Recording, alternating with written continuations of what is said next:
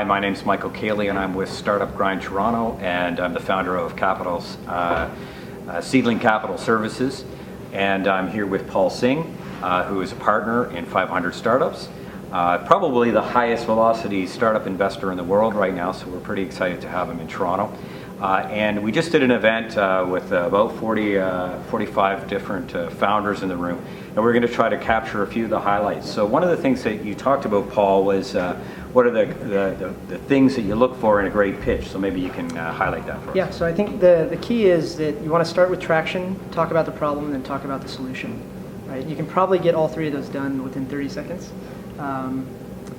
So you definitely don't want to be burying the traction if you have it, and you don't want to be talking about your tech. You don't want to be talking about all that stuff. You just want to talk about how many people are using it, ideally, if you have that. You want to talk about what the key problem is, and then tell me how you've solved it. Right, so a couple of great lines that I've overheard this morning was, in terms of the founders communicating, if they've got traction, they should be telling that, saying that to you first. Right? Yeah. And the other thing is that your solution is not my problem. So articulate the problem, and place that in the potential investor's mind, because the solution, if they're interested in it, there'll be time to talk about that later. That was cool. Right. So the other thing that we wanted to talk about was this difference between push and pull in terms of the phase of a startup and when you might want to raise. Yeah, so I think companies, when they start, don't really know what they don't know, right? So what we do is we launch something, we put a page up, we create an initial product, and what we're really doing is pushing the product on the market.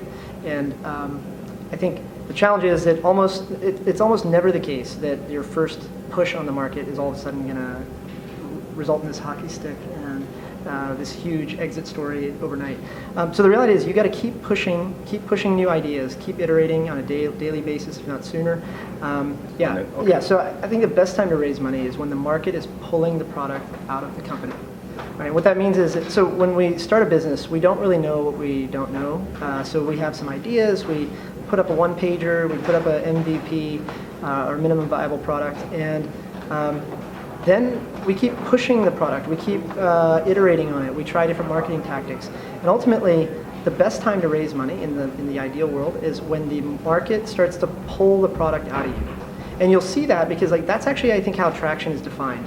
Right? Certainly, large absolute numbers would be great, but I think the way traction is really defined is it's that inflection point. When you get traction, is that inflection point between you pushing stuff on the market and the market pulling the product out of you. And you'll see that because they'll start using some subset of the product or some feature in the product, and they're going to be demanding that you fix something or whatever. So that's the key. You want to raise money when the market's pulling the product out of you. Okay, and the third point that we wanted to highlight was this idea of creative destruction or creative suicide that you talked about, because you talked about endless iteration, and I thought you should have an opportunity to kind of clarify that in the context of like really positive iteration in the lean startup. Absolutely. So I think for founders, the worst outcome for any startup founder is not failure. It's actually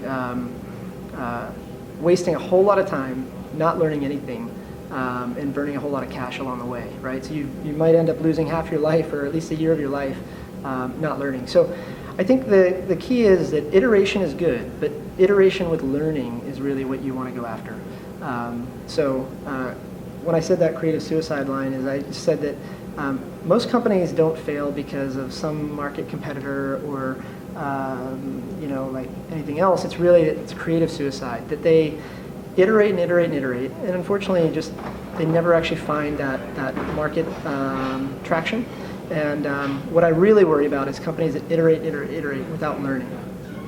Okay, so thanks, Paul, again for coming to Toronto and evangelizing the 500 Startups approach to investing.